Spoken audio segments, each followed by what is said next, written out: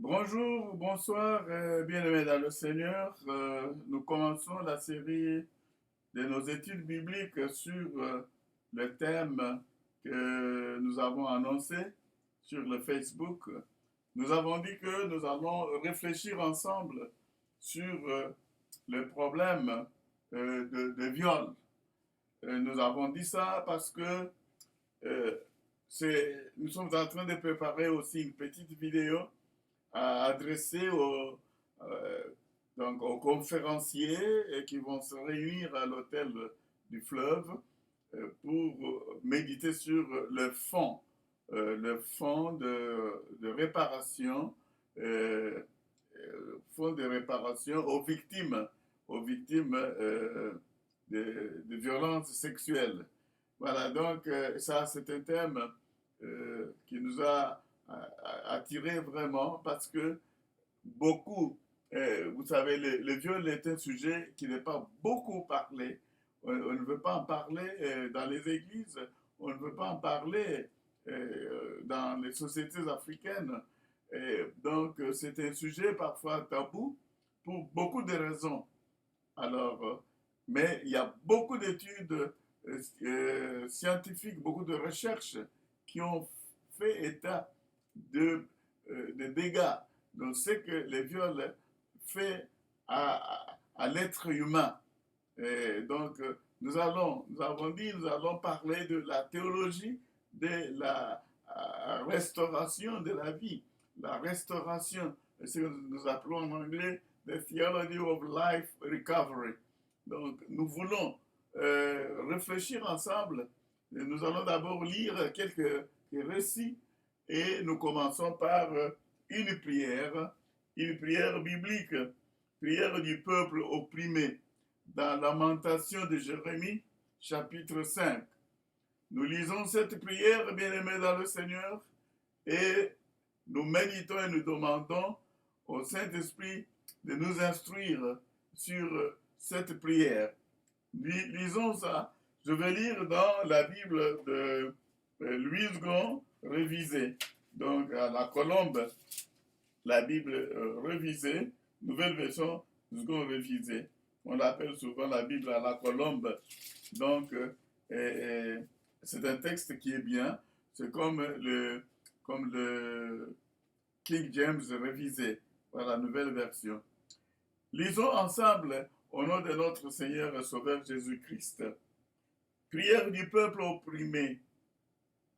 Souviens-toi, Éternel, de ce qui nous est arrivé. Regarde, vois notre déshonneur. Notre héritage a été transféré à des étrangers, nos maisons à des inconnus. Nous sommes devenus orphelins, sans père. Nos mères sont comme des veuves. Nous buvons notre eau à prix d'argent. Notre bois nous arrive contre paiement. Nous avons nos persécuteurs sur le dos. Nous sommes épuisés. On ne nous laisse pas de repos. Nous avons tendu la main vers l'Égypte, vers la Syrie, pour nous rassasier de pain. Nos pères ont péché, mais ils ne sont plus. Et c'est nous qui portons le fardeau de leurs fautes.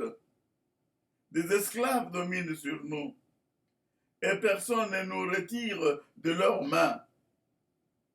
Au péril de notre vie, nous rapportons notre pain, affrontons l'épée du désert. Notre peau est brûlante comme un four par l'ardeur de la faim. Ils ont violé des femmes d'anciens. Ils ont violé des femmes d'anciens, des vierges dans les villes de Juda. Par leurs mains, des ministres ont été pendus. La personne des anciens n'a pas été respectée. Des jeunes hommes ont porté la meule. Des garçons ont trébuché sous des fardeaux de bois. Les anciens ont délaissé la porte. Les jeunes hommes ont délaissé leur champ. La joie a délaissé nos cœurs. Nos danses ont été changées en deuil. La couronne de notre tête est tombée. Malheur à nous, parce que nous avons péché. Voici pourquoi notre cœur est souffrant. Voici pourquoi nos yeux sont obscurcis. C'est que la montagne de Sion est désolée. C'est que les renards s'y promènent. Toi, Éternel, tu sièges à jamais. Ton trône subsiste de génération en génération. Pourquoi nous oublierais-tu pour toujours? Nous abandonnerais-tu tout le temps de notre vie? Fais-nous revenir vers toi, Éternel, et nous reviendrons. Renouvelle nos jours comme autrefois. Nous aurais-tu donc entièrement rejeté? Serais-tu contre nous indigné à l'extrême? Oh, bien-aimé dans le Seigneur. Le verset 11. Ils ont violé des femmes dans Sion. Ils ont violé des femmes dans Sion, des vierges dans les villes du Juda. Par leurs mains, des ministres ont été pendus. La personne des anciens n'a pas été respectée. Ils ont violé des femmes dans Sion, des vierges dans les villes de Juda. Par leurs mains, des ministres ont été pendus. La personne des anciens n'a pas été respectée. Prière du peuple opprimé. Ça, c'est Lamentation, chapitre 5, que nous venons de lire. Et le verset 11 nous parle de viol des femmes. Et on en parle beaucoup. Nous pleurons chaque jour. On en parle beaucoup. On a violé à l'est du Congo. On a violé au Kasaï dans le cadre de conflits. On a violé partout. Et nous en souffrons. Voilà pourquoi la création d'un fonds pour la réparation nous invite à méditer ensemble sur ce sujet. Nous allons voir, parce que nous avons une grande communauté internationale, la communauté universelle, l'Église du Seigneur Jésus-Christ. La fois passée, nous avons parlé de la foi, la pauvreté et l'action. Et maintenant, nous devons aussi réfléchir sur la foi, le viol et l'action à prendre.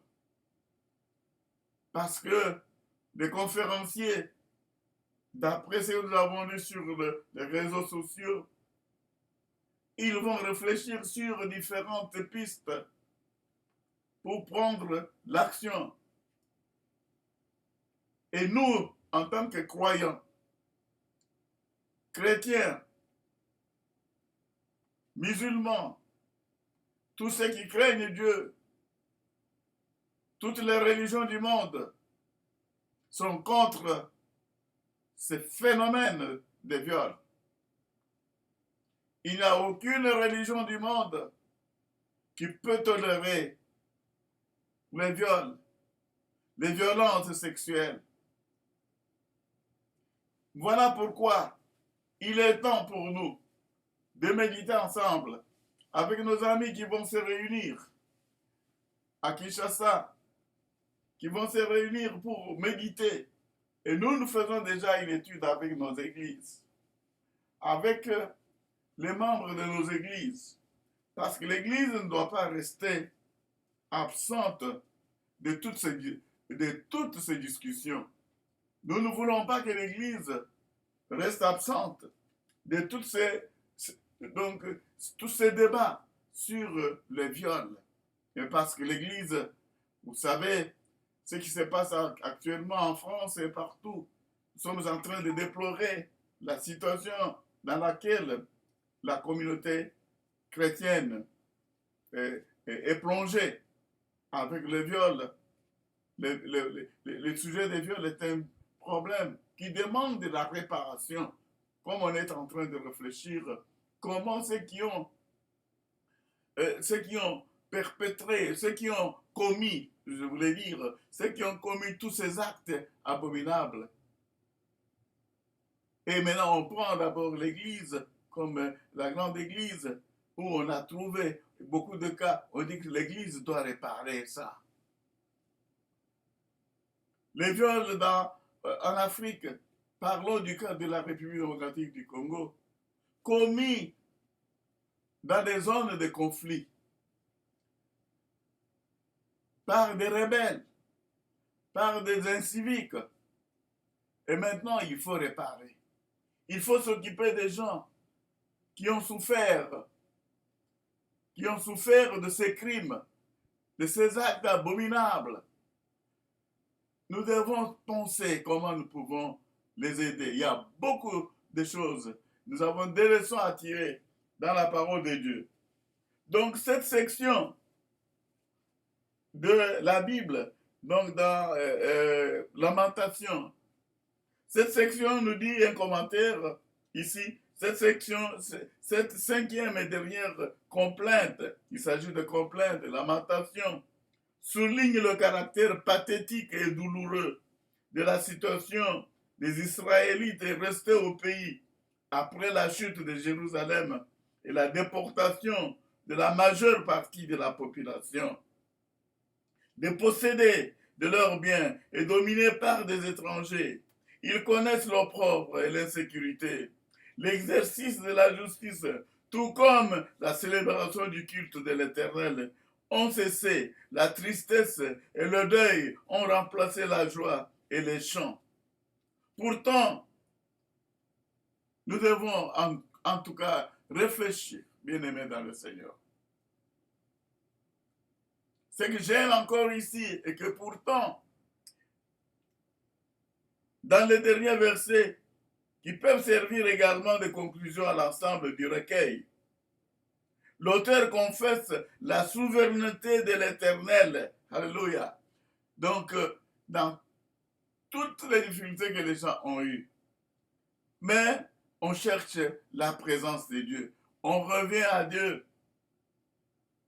Donc, l'auteur confesse, donc c'est Jérémie, il confesse la souveraineté de l'Éternel et laisse percevoir son espérance quant à l'avenir de son peuple. Parce que les bontés de l'Éternel, dit-il, pour son peuple, ne sont pas à leur terme. En même temps, la note finale réaliste reste celle de la souffrance qui persiste et avec laquelle il faut continuer à vivre dans la foi. La souffrance qui persiste. Je voudrais qu'on parle de la souffrance de ceux-là qui ont subi ces actes abominables, les femmes, les filles qui ont subi ça. Attention, bien-aimés dans le Seigneur, nous devons réfléchir ensemble. Nous devons voir, nous devons méditer et prier. Et ici on a dit prière du peuple opprimé. Prière du peuple opprimé. Ça, c'est ce que nous sommes en train de voir. Et dans d'autres Bibles, on dit, souviens-toi, Éternel. Donc, on a connu des problèmes, mais on n'a pas oublié Dieu. Souviens-toi de moi. Souviens-toi de moi qui souffre. Ô Éternel, parce que tes bontés dure à jamais. Bien-aimés dans le Seigneur, les femmes violées. Et quelle est notre position en tant qu'Église, en tant que croyants? Il y a une autre histoire que je vais vous lire encore rapidement et quelle a été la conséquence du viol. Ici, dans Lamentation, Jérémie, il fait une fin, il nous ramène à Dieu, que nous devons nous remettre toujours à Dieu dans les actions que nous pouvons mettre. Nous devons penser comment nous bénissons le Seigneur parce qu'il y a des centres qui sont créés partout pour accueillir ces gens. Et ces centres-ci, ce sont des centres de foi ou des centres des initiatives fondées, basées sur la foi. Dans notre démarche en tant que serviteurs et servants de Dieu, nous devons savoir parler à toutes ces victimes. C'est que nous voulons ici que l'action, s'il y a un fonds, que ce fonds aussi serve réellement à s'occuper de ces gens. Ils ont besoin d'être en présence de Dieu. Ils ont besoin d'être en présence de Dieu. Et là où Dieu est présent, la souffrance s'efface et les gens se calment. Je vais vous lire un autre texte que vous connaissez tous. Celui de Genèse, chapitre 34. Le cas de Dina. Vous savez ce qui s'est passé dans la maison de Jacob. Vous savez ce qui s'est passé dans la maison de Jacob? Vraiment, cette histoire a toujours bouleversé les gens. Et quand on va même dans la maison de David, l'homme selon le cœur de Dieu, le cas de Tamar, l'incident des viols, Tamar a été violée par son demi-frère et cela a conduit à la mort dans la famille. C'est pour vous dire que ces crimes-là, c'est un crime dont il faut vraiment s'occuper. Il ne faut pas prendre ça à la légère. Il ne faut pas prendre ça à la légère. Bien-aimés dans le Seigneur. Lisons un peu cette histoire de Dina. Dina déshonorée par Sichem et vengée par ses frères. Ses frères l'ont vengée. La vengeance revient là. Écoutez, là où il y a la vengeance, il n'y a pas moyen de parler de la réconciliation. Pourtant, nous, après avoir souffert, après avoir subi des actes abominables, nous avons aussi besoin de rentrer vers Dieu pour pouvoir retrouver la paix. Et cela demande vraiment un long processus. Et nous en parlerons dans cette étude biblique. Dina, c'est la fille de Léa, Lina, la fille que Léa avait enfantée à Jacob, sortit pour voir les filles du pays. Sichem, fils du Évier, à mort, prince du pays, la vit, l'enleva, coucha avec elle et la déshonora. La déshonora. Elle a été déshonorée par un prince, Sichem, fils de Hamor, prince du pays. La vie l'enleva et la vie Dina l'a enlevé et l'a forcé de coucher avec elle. C'est ça le terme même. C'est ça que nous appelons le viol. Le viol, sa définition, c'est celle-là. Le mot viol vient d'un mot latin qui signifie saisir. Lors du viol, l'auteur saisit le corps de la victime et s'engage dans l'activité sexuelle sans son consentement. La violence est employée pour intimider et satisfaire des désirs sexuels. La plupart des cas, que nos sœurs, nos mamans qui ont subi ça dans les zones de conflit. Nous bénissons d'abord le Seigneur. Ils doivent reconnaître qu'ils étaient déjà morts. Ils étaient déjà morts. Parce que ces gens qui les ont saisis, qui ont voulu commettre des actes abominables, ils les ont intimidés. Et si elles ont cédé, c'était pour sauver leur vie. Mais elles étaient déjà mortes. Elles ont ces séquelles-là. Elles ont besoin de la réparation. La réparation, ce n'est pas comme dans le cas de Dina. On a demandé donc les acteurs, l'auteur, ils ont demandé, ils ont dit, nous allons donner une forte dot. Nous allons vous donner beaucoup de présents, beaucoup de cadeaux, parce qu'on a commis, on vous a rendu un mauvais service. Laissez-moi un peu lire ça, parce que le français de la Bible, il est très standard et nous en avons besoin. Donc, Sichem, fils du vient, à mort au prince du pays, la ville enleva, coucha avec elle et la déshonora. Il s'attacha de toute son âme à Dina, fille de Jacob. Il aima la fille et sut parler à son cœur. Ah, écoutez, donc, il l'a violée. Après, il s'est attaché à elle et il l'a aimée. Après l'avoir déshonorée, parce qu'il fallait d'abord, il a fallu un consentement. Vous êtes le fils du roi, vous êtes prince. Vous profitez de votre position pour déshonorer la femme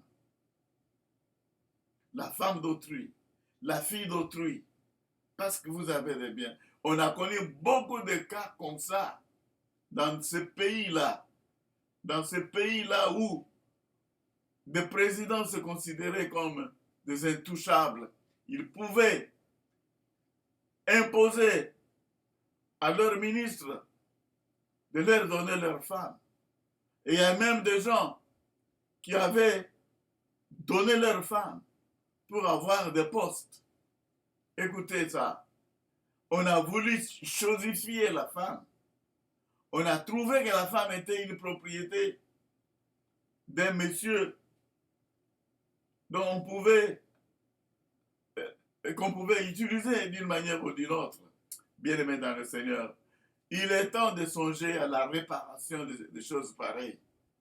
Mais dans le cas des conflits, quand les auteurs de ces actes abominables ont fui, il y en a qui ont été même tués. Voilà pourquoi la société a la responsabilité aussi. Elle a la responsabilité de s'occuper. La société a la responsabilité de s'occuper de ces gens-là, de ces femmes et de ces filles, parce qu'elles ont des séquelles qu'elles portent. Il y a beaucoup de choses que nous pouvons analyser pour voir pourquoi l'Église du Seigneur doit aussi répondre à cela.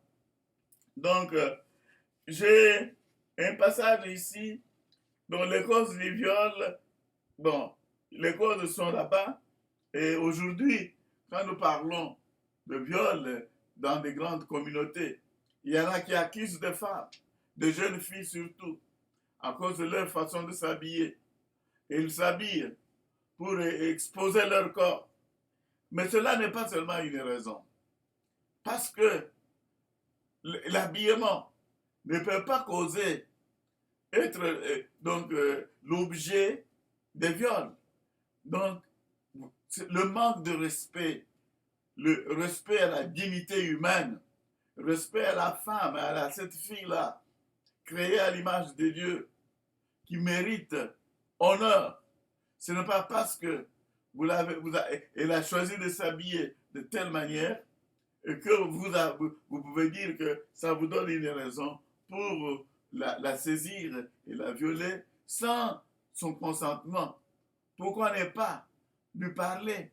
Et si elle refuse, tu lui donnes la paix, tu la laisses en paix et il s'en va. bien-aimés, les conséquences sont nombreuses. Les conséquences.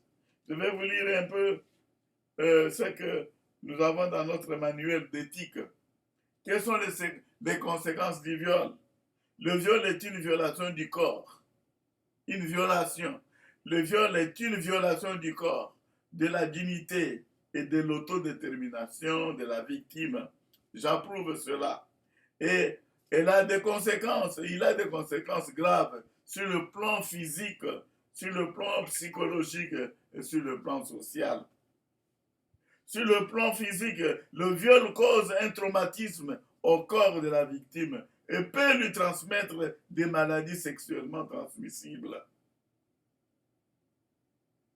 Le MST, y compris le sida. Vous comprenez ça? Lorsqu'un viol aboutit à une grossesse, il y a de fortes chances pour que la victime avorte et qu'un enfant innocent soit ainsi tué. En outre, les enfants violés souffrent de grands dommages physiques. Et ça, c'est très vrai. Et sur le plan psychologique, l'expérience du viol peut détruire l'estime de soi chez la victime. Celle-ci a un sentiment de culpabilité, de rage, de colère, de honte, d'impuissance, d'anxiété et de peur. Ça, c'est sur le plan psychologique. Voilà pourquoi la société doit s'occuper des victimes de cette criminalité, de tous ces crimes contre l'humanité. Il faut un fonds, bien aimé dans le Seigneur, il faut un fonds, et même s'il faut que les hommes de bonne volonté, les églises, contribuent aussi à ces fonds-là. On parle du fonds, nous ne savons pas comment les conférenciers et, et, et la distinguée première dame qui a initié cette table ronde, nous ne savons pas comment ils vont réfléchir sur la collecte de fonds, où ça va venir du budget du gouvernement national, où ça va venir des dons, des collectes, des dons des hommes de bonne volonté, comme des églises. Et nous allons souscrire à cela. Nous disons qu'il faut impliquer les hommes de bonne volonté. Ils doivent contribuer. Ils peuvent contribuer parce que c'est pour le bien de l'humanité. Il y a beaucoup. Je lisais un livre sur celui qui a été blessé, blesse encore. Dans beaucoup de prisons ici aux États-Unis et partout dans le monde. Ce sont des gens qui ont été blessés, qui continuent à blesser les autres. Le cas des suicides, n'en parlons pas. Donc, le cas des viols peut conduire une personne, une femme, une fille, à se suicider parce que elle a été déshonorée et ça reste dans sa tête. Et surtout, lorsqu'on ne sait pas que la personne qui a commis cet acte, son état de santé est comment? Sur le plan social, bien aimé, la victime peut être blâmée et elle peut souffrir de l'injustice. Parce qu'on peut croire qu'elle avait consenti. C'est ça que même l'auteur disait, que dans beaucoup de sociétés, ceux qui ont subi ce crime ne veulent pas dénoncer ça, de peur que lorsqu'ils vont s'adresser à la communauté, on va se moquer d'eux. Donc, le désir de se venger du viol peut également conduire à la haine. C'est ça. À la haine pouvant aboutir au meurtre et même à la guerre. Et ça, c'est sur le plan social. Bien aimé, des principes bibliques sur le viol. Quels sont les principes bibliques? J'ai le plaisir d'avoir cet ouvrage qui nous donne quelques principes bibliques sur le viol. Comment est-ce que nous pouvons nous y prendre? Donc la question des viols, plusieurs histoires de viols perpétrés à des périodes différentes de la vie du peuple d'Israël, ils sont relatés dans la Bible. Nous venons de vous parler du cas de Dina, la fille de Jacob, hein, qui a été enlevée par Sichem, qui la ville l'enleva, coucha avec elle. L'expression l'enleva sous-entend le premier sens du mot saisir. Le viol de Dina a abouti à la destruction de toute la communauté. C'est ce que toute la communauté a été détruite. C'est ce que nous avons vu, ce que vous pouvez voir dans Genèse chapitre 34, versets 25 à 29. Lisons un peu rapidement ça. 34, versets 25 à 29. Comment cela a détruit la communauté? Versets 25 à 29, on dit ceci. Nous lisons au nom de notre Seigneur Sauveur Jésus-Christ. Le troisième jour, pendant qu'ils étaient souffrants, les deux fils de Jacob, Siméon et Lévi, frères de Dina, prirent chacun leur épée, arrivèrent dans la ville qui se croyait en sécurité et tuèrent tous les mâles. Ils passèrent aussi au fil de l'épée à mort son fils Sichem. Ils prirent Dina de la maison de Sichem et sortirent. Les fils de Jacob se jetèrent sur les morts et pillèrent la ville parce qu'on avait déshonoré leur sœur. Ils prirent leurs petits et leurs gros bétail, leurs ânes, ceux qui étaient dans la ville et ceux qui étaient à la campagne. Ils capturèrent et pillèrent toutes leurs richesses, leurs enfants et leurs femmes, ainsi que tout ce qui se trouvait dans les maisons.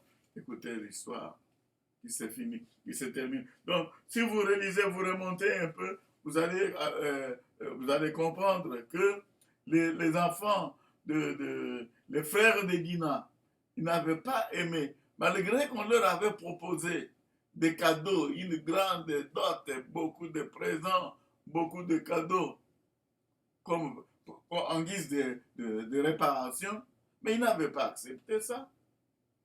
Ils n'ont pas accepté. La preuve en est que, même quand ils ont dit, bon, voilà, ils ont utilisé une ruse. Nous allons vous donner notre fille, à condition que vous soyez circoncis comme nous. Nous ne pouvons pas donner notre fille à des gens, à des hommes incirconcis. Alors, ils ont accepté ça. Et c'est pendant que ces gens étaient circoncis, pendant qu'ils souffraient, que les autres ont vengé leur sœur. Écoutez, bien-aimés. Et ça, ce n'est pas un esprit de réconciliation. Ce n'est pas un esprit de réconciliation parce que vous avez accepté que les gens payent. Vous leur avez demandé qu'ils soient circoncis. Et pendant qu'ils souffrent, allez-vous passer, vous les tuez tous. Le viol, bien-aimé dans le Seigneur. Les récits que nous avons dans la Bible montrent que la communauté doit en prendre soin. Il est temps, bien-aimé dans le Seigneur. Nous allons faire ces études de courte durée toute la semaine ici pour méditer sur les principes bibliques sur le viol. Donc, un autre cas de viol rapporté dans les Saintes Écritures s'est produit au temps des juges. Certains hommes mauvais en Gibéa ont planifié le viol homosexuel d'un lévite qui voyageait. Ça, c'est dans Juges chapitre 19, verset 22. Afin de se sauver, il leur a donné sa concubine qu'ils ont violée et ils ont abusé d'elle pendant toute la nuit. Ça, vous lisez dans Juges chapitre 19, verset 25. La guerre que cet acte odieux a déclenchée a presque éteint la tribu de Benjamin. Il y a eu une guerre à cause de ça. Bien-aimés, il est temps qu'on s'occupe toujours de la réparation. Nous soutenons, nous soutenons fermement cette démarche de créer un fonds pour la réparation. Il faut réparer et réparer la communauté. Il faut réparer pour que demain nous ne puissions pas, après les efforts de réconciliation, parce que nous sommes une église de la réconciliation. Le ministère que le Seigneur nous a donné, c'est le ministère de la réconciliation.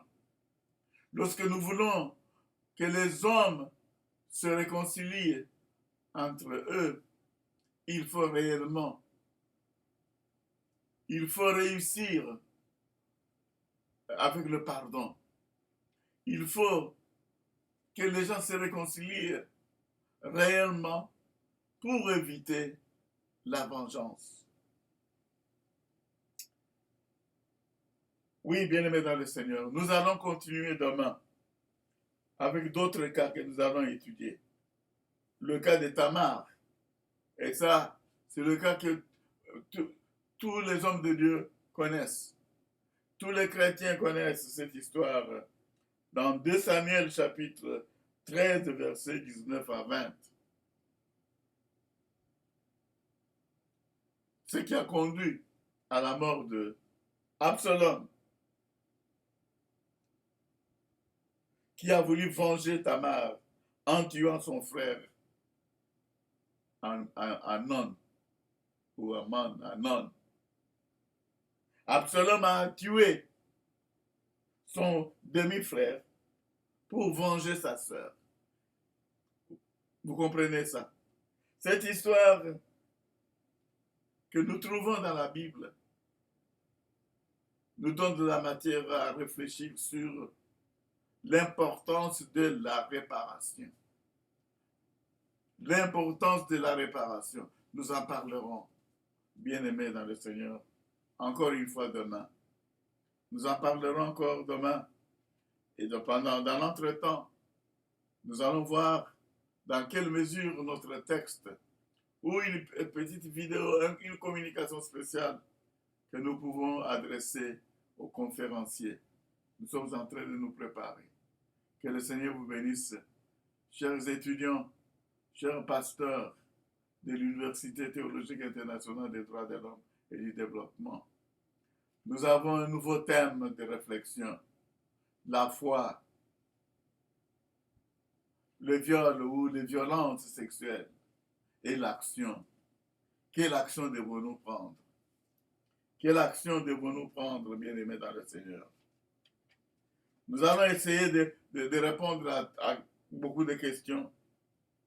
Est-ce que nous pouvons parler ouvertement avec les dirigeants de nos églises de ces sujets et tirer des leçons? Et venir à convaincre les dirigeants de l'importance de la réparation ou de la restauration de gens qui ont été abusés, qui ont souffert et qui continuent à souffrir, comme nous l'avons dit. Que le Seigneur vous bénisse.